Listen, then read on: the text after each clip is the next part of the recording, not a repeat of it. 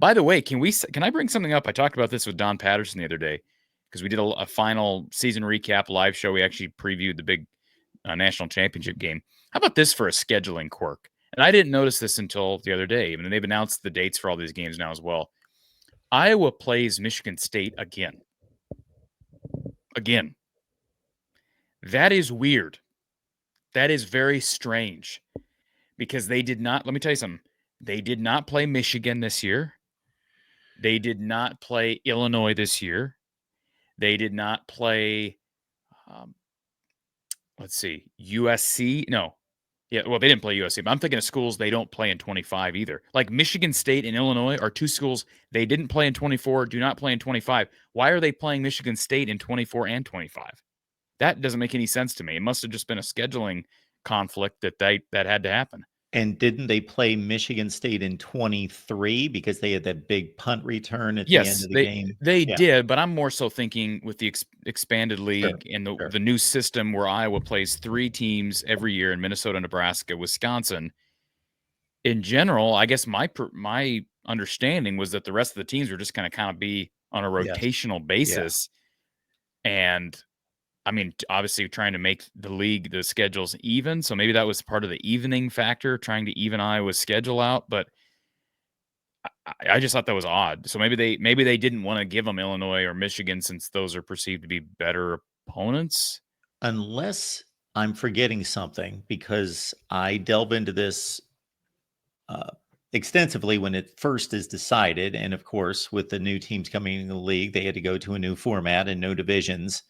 That I got real acquainted with it then. Maybe I'm forgetting something, but the SEC, it's very transparent. They basically made a schedule, and the second season of this new 16-team league, they're all playing the same teams. They just flipped home and away. Now in the Big Ten, obviously they have these, what we'll call them rivals or designated opponents, and Iowa has as many as anyone with Minnesota, Nebraska, and Wisconsin. But beyond that, I thought they were doing something similar to what you just stated, trying to go through a rotation of teams and that there wouldn't be a back-to-back situation. Yeah, and I'm looking through the schedule, and I'm just kind of spitballing this without looking at the schedule this year. But if I'm not mistaken, so they play Rutgers next year, okay? They play Indiana next year. They play Penn State next year. They play Oregon next year. So if I'm not mistaken, that's everybody in these 2 years, they will have played everybody in the Big Ten except Illinois, Michigan, and Purdue, if I'm not mistaken. So I find it interesting why that was done that way. Because Purdue, if you're trying to give them an easier opponent, Purdue would have been an easier one to, you know what I'm saying, to balance things out. I don't know. I just thought it was odd that, and Michigan State's the only team that is in that category here, Mark. They're the only team on the schedule that's in that category of a team, not part of the 3-team every year thing that Iowa did play this year that they play again next year. Every other team is different.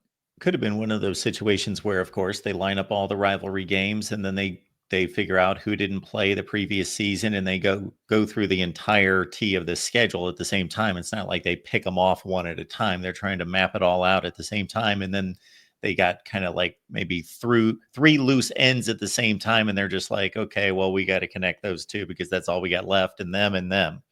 Right. And that could be. I don't, that's a game that Iowa should win. It is in Iowa City next year. That's probably good. But it's a game Iowa should have won this year, and they looked horrible on defense against that team. So I guess in a sense that, maybe it's a good thing because I still don't think Michigan State will finish in the top half of the Big Ten. And it should be ambition, motivation to go beat down on the Spartans. But hey, that's 2 years in a row where Michigan State team had been very good, pushed Iowa deep into a game. This past year, they throttled them. So, Aiden Childs, I'm guessing, I haven't been following their portal activity, but I'm guessing he's perceived to be the starter in 25. Is that fair? Oh, yeah. So he made Iowa look silly at times. So, but that was the one thing that stood out on the schedules. I was kind of glancing through it with Don. I did see that they are still looking at, I believe, at a DB in the portal, but it's been pretty quiet since they landed Sam Phillips out of Chattanooga. And I wouldn't be shocked to still see them get one or two guys in the portal, probably up front, probably at defensive back. But I think they're going to be very, very specific with their targets there. And with this new revenue sharing thing, that doesn't. I mean, they got people that are working behind the scenes, obviously, in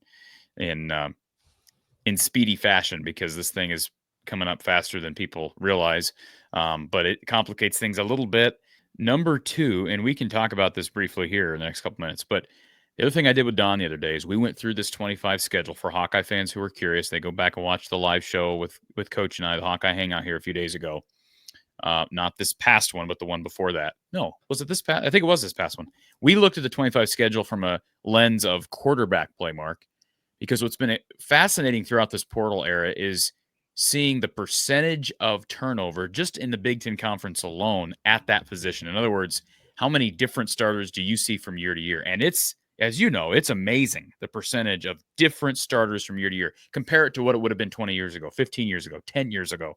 It's insane. Because theoretically, if a guy averages, most quarterbacks average being the starter for 2 years, then you should have what? What would that make it? The same starter at least 50% of the time, right, on the schedule? Yeah, so half the quarterbacks should be the same quarterback as the Theoretically. previous season. Yeah, Theoretically. I mean, I'm trying to factor in, I guess, there's injuries and different things. Guys lose their jobs here and there, but that's reasonable. But you look at the schedule, and Iowa probably has a higher percentage of returning quarterbacks in the schedule this year than most teams. Rocco Becht is expected to be back at West Virginia, Iowa State. You've got Aiden Childs back at Michigan State. You have Dylan Raiola back at Nebraska. You have whoever the starter ended up being at USC, who ended up winning that job in the long run. Jaden Mayava. So he's expected to be the starter, correct? Yes. And Brosmer's done, correct? Yes. He only had 1 year, so that'll be different. But you have Drew Aller, who's going to be back for Penn State. He's on the schedule. Rourke is gone for Indiana. And then Wisconsin. Remind me of who the quarterback at Wisconsin is expected to be. Well, of course, it was Braden Locke and Tyler Van Dyke last year. Yeah, so it's somebody different. But shoot, they got somebody. I'll look them up. I was going to say Preston Stone, but he's Northwestern. What was I just going to bring up? Oh, so Iowa's got Indiana on the schedule. Yep. So they've got the Cal quarterback coming in. Mendoza. Yeah. Yeah, that's fascinating. And then you saw Devin Brown committed to Cal. Yes. I mean, literally minutes after the game ended. I thought that was funny, right? Like that wasn't already planned. But and then Rutgers. I don't know who their quarterback is.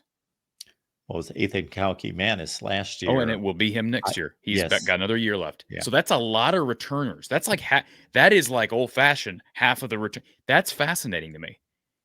I don't know how to reconcile that, but on surface level, that makes me think the schedule is just as tough, if not tougher, than what we perceive it to be when you run through those different quarterbacks. And that's not counting, of course, UMass and Albany, but Iowa State, I mentioned them earlier. Luke Altmaier will be back for a third season as the starting quarterback at Illinois. And we don't get to play him. That's another year. Don't get to play Brett and Illini. So, hey, I'm okay with that. I'm okay with that. I don't want to see it. I don't want to see Brett go down, and I don't want to see Iowa go down.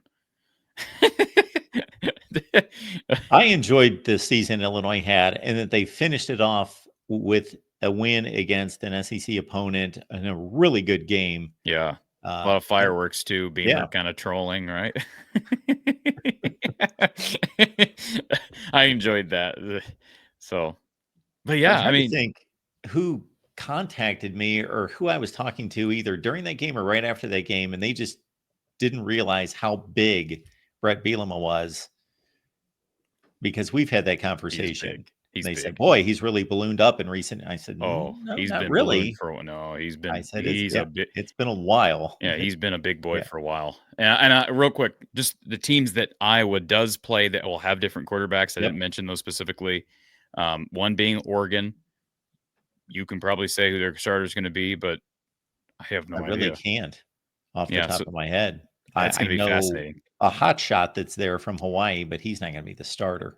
They've had Heisman candidate quarterbacks there of late, so they won't have that, or at least we don't think they will. I don't know who the quarterback at Minnesota is going to be this year. They I brought saw in. names and I didn't recognize any of those Yeah. guys. And then you mentioned Wisconsin. That one will be different. And that's basically it. That is basically, and in Indiana. Indiana they'll face what we assume will be Mendoza, but that's interesting. That's actually more than what's that? 5 out of 4 will be we perceive to be returning guys, Wisconsin got a veteran quarterback. I'm almost but he's a positive. new starter. I mean, he's new to Yes. Wisconsin. Yeah, and they don't have to play Northwestern, who got Preston Stone. They don't have to play whoever the new guy at Michigan is.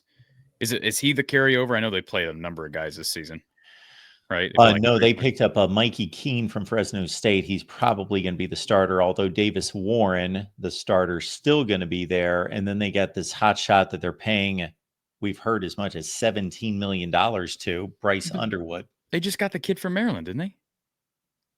Maryland. Billy Edwards, didn't they? No. Oh, he went to Wisconsin. Oh, he went to Billy Wisconsin. Edwards went to Okay, I Wisconsin. got That's that right. turned around. Okay, but Yeah. see what's interesting about that is they have seen him before. They know Billy Edwards, so even though he's a new guy, he's not new to Iowa. Yeah. So that's interesting. That's another name. I mean, I could argue that's a returning guy. I know it's a Sure. different system, but they are familiar with Billy Edwards, assuming he's the starter. I thought that was an odd one. I don't know. I don't know how good Billy Edwards is. He's a mid to Well, next lower tier Big Ten quarterback. Luke Fickell has proven to be mid. He's got to figure out how to start winning there. I don't know if he's proven it. Well, But the it's clock's, not a, as you know, the clock ticks faster now. yeah. And I think that clock is starting to tick on him 2 years in. Yeah, considering they let go Paul Christ coming off a 9-4 season. Yep. Yeah. And where is Paul Chris now? Is he still down at Texas advising? Yes. Interesting. Well, they had some success this year, obviously, and they have a guy who made headlines.